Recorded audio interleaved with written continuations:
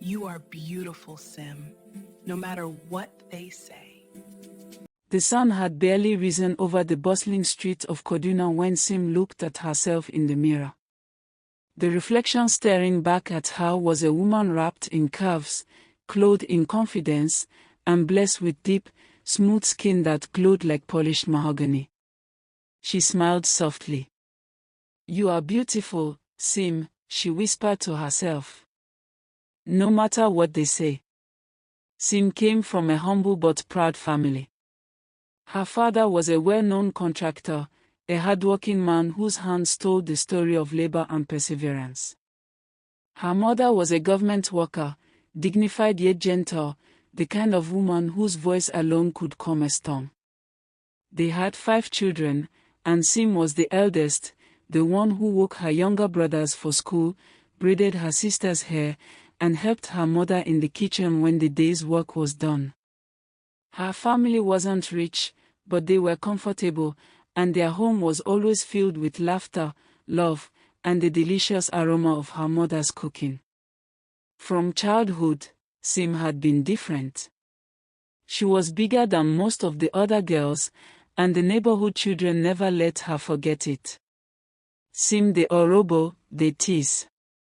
"Biggie is coming." At first, their words hurt.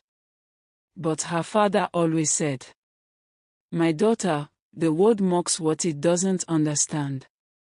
Don't let them define you." And so, simply learned to love herself early, to walk tall, to smile boldly, to wear her confidence like a crown.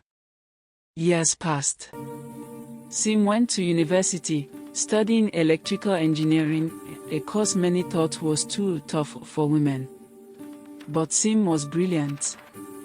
She was determined to break every limit. She stayed up late in the library, her books spread out before her, her notebook filled with equations and sketches. She graduated with honors, and her parents couldn't have been prouder. After youth service, she got a job at a reputable electrical firm in Kaduna. It was her dream, a chance to work, to learn, to build a life of her own. At work, people admired her mind. She was sharp, focused, and efficient. But outside the office, she noticed how differently men looked at her. When some approached her, their compliments always came with conditions. "Sim, you're beautiful, but you'd be finer if you lost some weight. I like girls who look like Beyoncé." Every time, Sim smiled politely and replied, "Then go and look for Beyoncé. I am Sim." Her confidence made her stand out, but it also left her lonely. Many men were drawn to her warmth and intelligence but were too insecure to love her openly. Then came Tunde, a tall, handsome psychologist who joined her company as a consultant. He was charming, gentle, and seemed to see beyond her body. He'd bring her coffee in the mornings and ask, "How's my favorite engineer today?"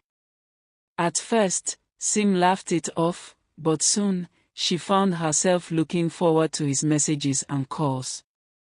He told her things no one else ever did. He loved her laughter, her brilliance, and her kindness. He said she was beautiful, just as she was. Sim fell deeply in love. After 2 years, Tan proposed. It was the happiest day of her life. She ran home with tears of joy streaming down her face. Her parents were overjoyed. Preparations for the wedding began immediately, white and gold decor, hundreds of guests invited, and a grand reception planned. The night before the wedding, Tunde's friends came to visit him for a bachelor's night. They drank, laughed, and talked. But as the night went on, the jokes turned cruel. "Guy, are you sure?" one of them sneered. "You want to marry a bag of rice? My wife is slim and sweet. You want to carry load for life? Think I'm well, oh. She will grow older than you fast, oh. You still get time to change your mind." At first, Tunde laughed nervously. But later, when the laughter died and silence filled the room, their words began to echo in his mind. That night, he couldn't sleep. He kept hearing their voices. He imagined people laughing at him at the wedding, whispering behind his back. By morning, his courage had crumbled. He disappeared. At the church, the crowd waited.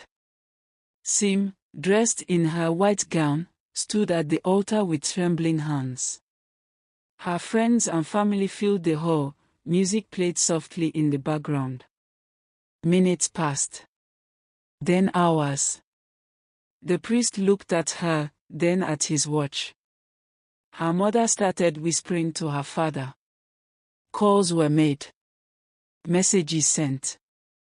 Tunde's phone was switched off. Sim's heart began to pound. She tried to smile, but her lips quivered. Tears welled up in her eyes. When the truth became clear, that the groom was gone, she broke down completely. The guests whispered. Some pitied her. Others mocked. Didn't we say it? She's too fat for marriage. Men can't stand that kind of woman. Sim wept until her eyes were swollen. That night, she lay on her bed, staring at the ceiling, her wedding gown still hanging by the window, untouched, unwanted. Days turned into weeks, weeks into months. Slowly, Sim began to heal. She stopped blaming herself. If he couldn't love me as I am, she said one day, then he never loved me at all. She returned to work, threw herself into projects, and started visiting schools and women's groups, speaking about body confidence and self-worth. Her voice grew stronger, her heart softer, her smile real again. One Saturday afternoon, Sim went to a supermarket.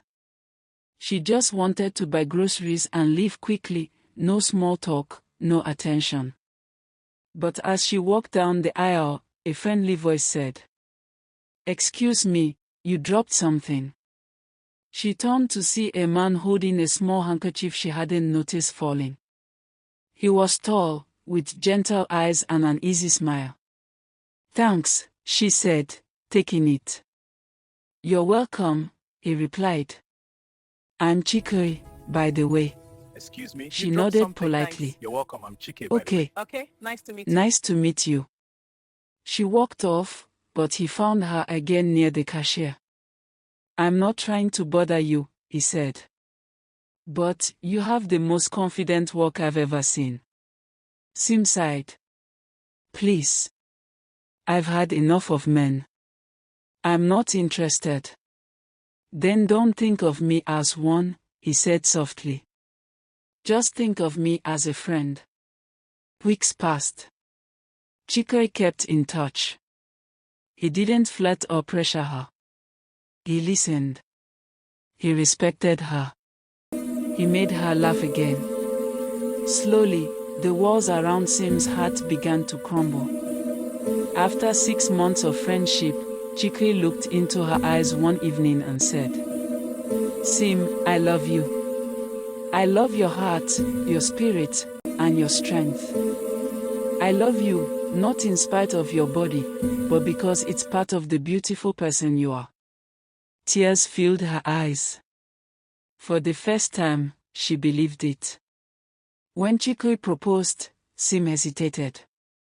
"I can't go through that pain again," she said quietly. "I can't stand at the altar and be abandoned again."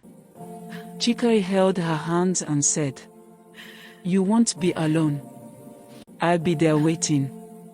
You'll see." Their wedding was held by the beach, simple, serene, breathtaking. The waves whispered blessings as the sun painted the sky gold. When Sim stepped out of the car and saw Chikoi standing at the altar, tears streamed down her face. He was there, waiting, smiling, steady. As she walked down the aisle, the guests clapped, her parents cried, and even the wind seemed to sing.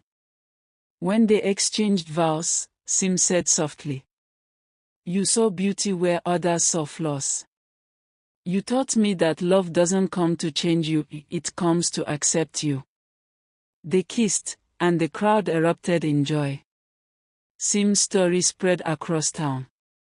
The same people who once mocked her now looked at her with admiration.